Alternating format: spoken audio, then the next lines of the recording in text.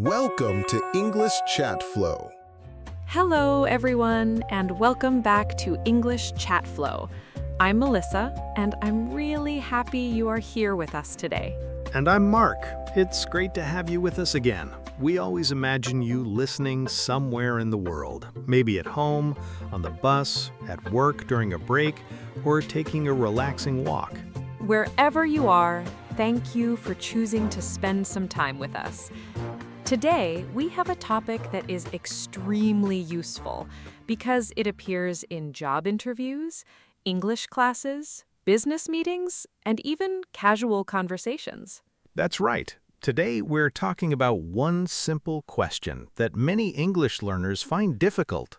The question is, tell me about yourself. It sounds easy because you know yourself better than anyone else, but when someone suddenly asks this question in English, many people become nervous.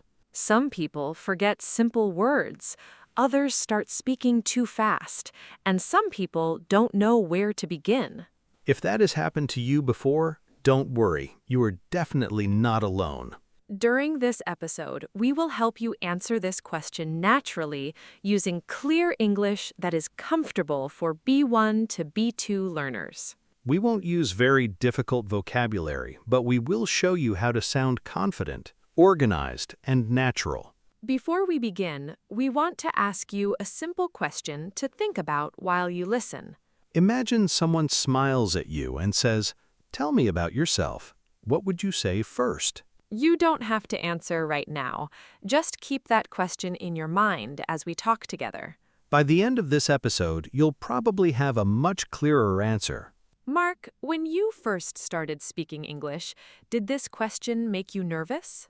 Oh, absolutely. I always thought I needed to tell my whole life story. Really? Everything? Yes, I wanted to talk about my childhood, my school, my hobbies, my family, my favorite movies, and somehow I forgot what the question actually needed. I think many learners do exactly the same thing. They hear, "Tell me about yourself," and they think they have to explain every year of their life. But in reality, most people only want a short introduction. Exactly. They want to know who you are, what you do, and maybe one or two interesting details. So, the first important lesson today is this. A good introduction is usually simple, clear, and organized. You don't need to impress people with long sentences. In fact, speaking clearly often creates a better impression than using difficult words. Let's imagine you're meeting someone for the first time at an international event.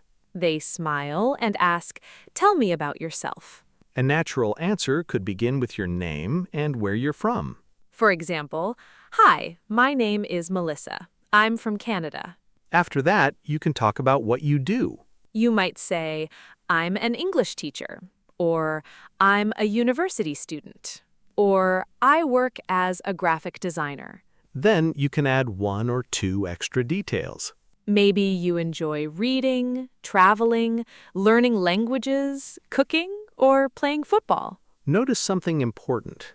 Your introduction is growing step by step. Exactly. You're not jumping from one idea to another. Many learners make that mistake because they become nervous. They say something like, "I'm Mark. I like football. My sister lives in Australia. I work in a bank. I have 2 dogs." The information is correct, but it feels disconnected. That's why organization matters. Think of your introduction like building a small house. First, you build the foundation, Then the walls. then the roof. If you start with the roof, everything becomes confusing. I like that comparison. Me too, because speaking English is often about putting ideas into a logical order. Another mistake people make is apologizing before they even begin. Yes. Sometimes they say, "Sorry, my English is bad." Or, I'm not good at speaking English. But saying that immediately can reduce your confidence. Instead, start with positive energy. Even if your English isn't perfect, speak with a calm voice and continue. Most people are paying more attention to your communication than to small grammar mistakes. That's a very important point. Communication is the real goal. Let's build a simple structure together. Step 1 is your basic introduction, Your name, where you're from. what you do. Step 2 is talking about your interests. This part helps people know you as a person. You don't need 10 hobbies. 2 or 3 are enough. You could say, in my free time, I enjoy reading books, going to the gym, and learning new languages. That's simple, natural, and easy to understand. Then comes step 3. You can mention something you're working toward right now. Maybe you're improving your English. Maybe you're studying for an exam. Maybe you're learning a new professional skill. Talking about your current goals makes your introduction feel modern and active. It also gives the other person something interesting to ask about. Instead of ending the conversation, you're opening the door for more conversation. And that's one of the biggest secrets behind answering, "Tell me about yourself." You're not giving a speech. You're starting a conversation. So now that we have a simple structure, let's make it more natural by looking at different situations where someone might ask you to introduce yourself. That's a great idea, because the answer depends a little on the situation. Exactly. You wouldn't answer in exactly the same way during a job interview and at a friend's birthday party. The question stays the same, but the purpose changes. Let's start with a casual situation. Imagine you're attending an English conversation club for the first time. Everyone is introducing themselves, and then it's your turn.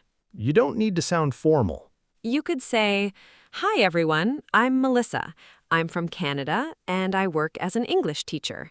In my free time, I enjoy hiking, reading, and trying different coffee shops. I'm here because I want to meet new people and improve my communication skills." Notice how friendly and relaxed that sounds.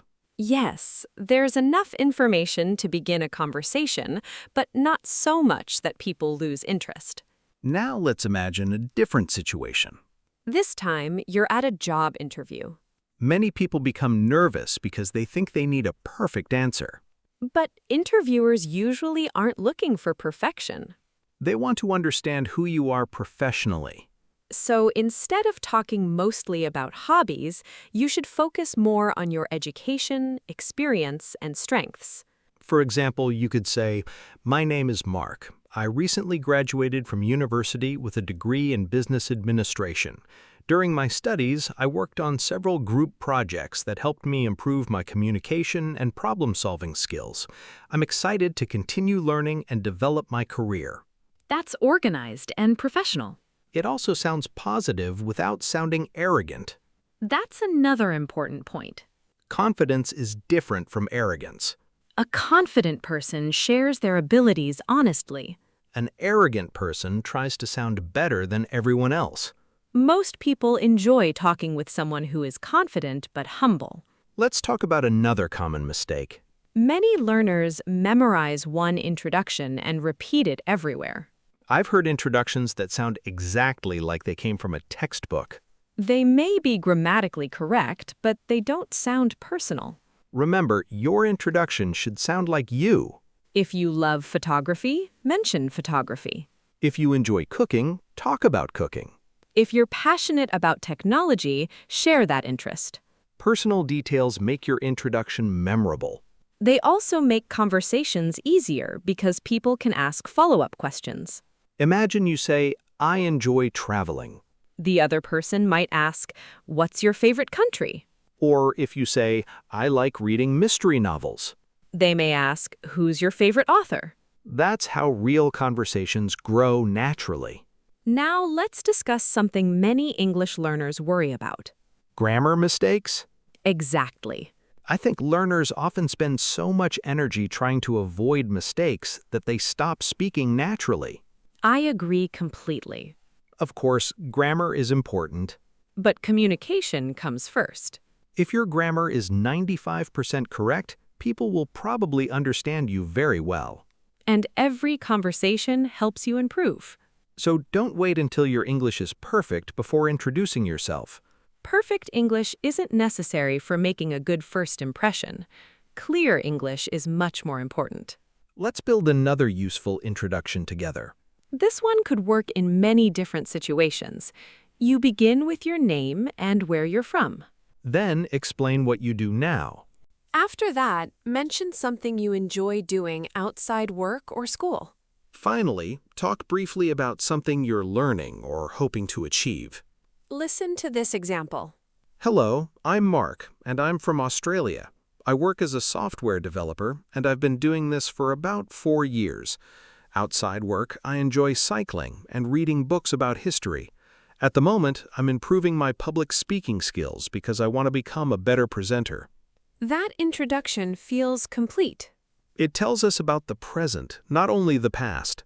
And it also gives us several topics to continue talking about. We could ask about cycling. We could ask about history books. Or we could ask why public speaking is important to him. That's exactly what you want. You want your introduction to invite conversation instead of ending it. Another useful tip is to smile while you're speaking. Even if people can't see you clearly, your voice often sounds warmer when you smile. Your body language matters too. Stand comfortably. Keep a relaxed posture. Try to make natural eye contact if you're speaking face to face. These small things can make you appear more confident. Confidence isn't only about vocabulary. It's also about how you present yourself. Now, let's imagine someone asks you a second question after your introduction. Maybe they ask, "What do you enjoy most about your job?" Or, why did you decide to learn English? This is why it's helpful to mention topics you actually enjoy discussing. Because when you're interested in the subject, speaking becomes much easier. You don't have to invent exciting stories. Your real experiences are already interesting enough.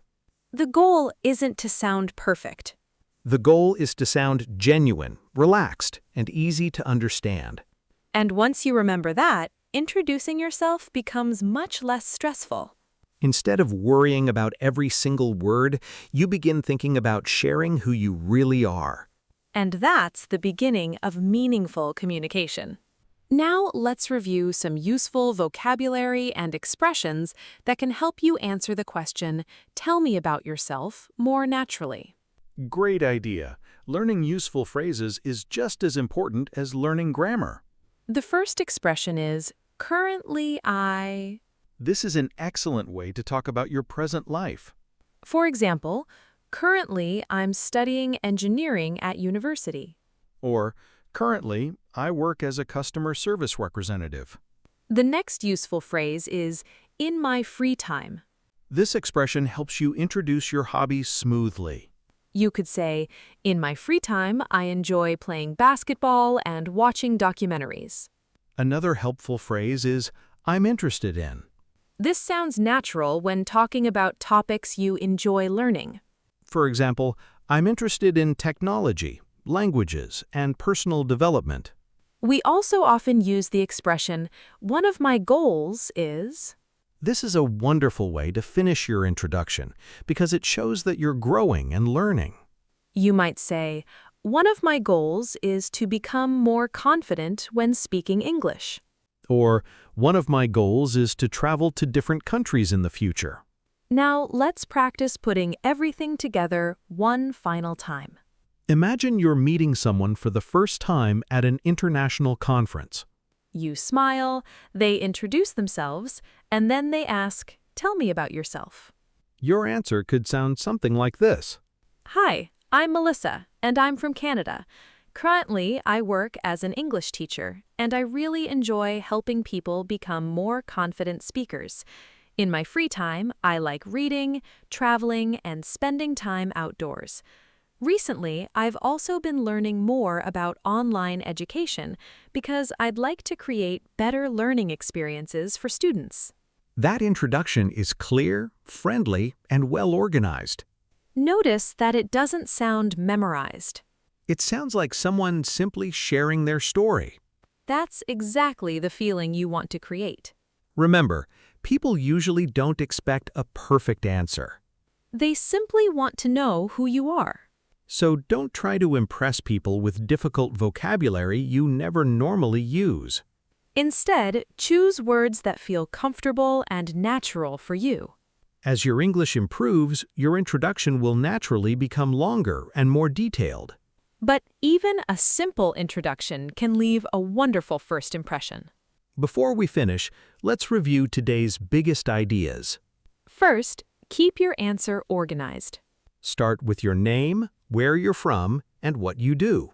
Then, add a few hobbies or interests. After that, mention a goal or something you're learning. Keep your sentences clear instead of complicated. Speak calmly instead of speaking too quickly. And don't worry if you make a small grammar mistake. Every conversation is another chance to improve. Now, we'd like to give you a small speaking challenge. Find a quiet place today and answer the question, "Tell me about yourself." Try speaking for about 1 minute. You can record yourself with your phone if you want. Then, listen again and notice what you did well. Instead of only looking for mistakes, also celebrate your progress. Maybe your pronunciation is becoming clearer. Maybe you're speaking more smoothly than last month. Every improvement matters. English isn't learned in one day. It's built through small conversations repeated again and again.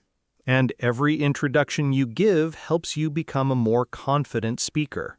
Let's review today's vocabulary one more time. Current or currently means happening now. Goal means something you want to achieve in the future.